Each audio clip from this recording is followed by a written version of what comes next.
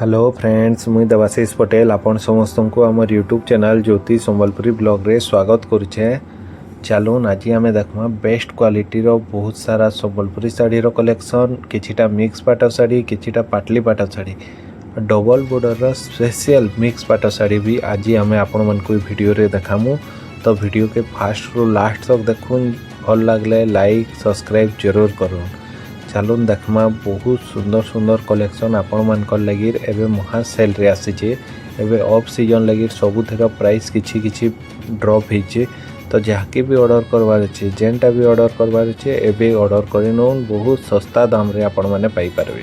एटा देखुन best quality रे 3250 टंका रे ब्लाउज पीस इथरे नहीं थाए, बाकी आपण मानकर लगी आम 3250 टंका रे ब्लाउज पीस फ्री रे दमु।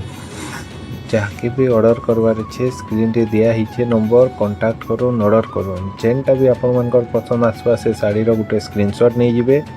स्क्रीन रे जे नंबर दिया ही आइदर कॉल करूँ ना से नंबर रे व्हाट्सएप कर दो।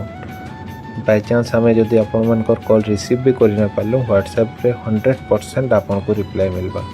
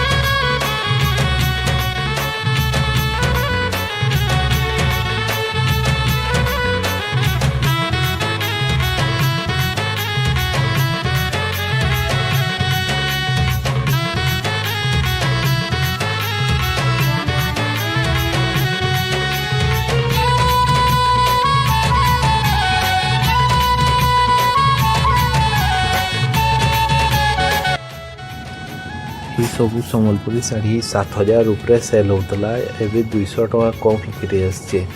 तो बेस्ट क्वालिटी रो कॉटन साड़ी है यहाँ, जमीन आपण मन को ब्लाउज पीस भी मिलवा। एमता बहुत सारा डिजाइन अच्छे, आके वीडियो के स्किप नहीं करूँ, पूरा लास्ट तक देखो।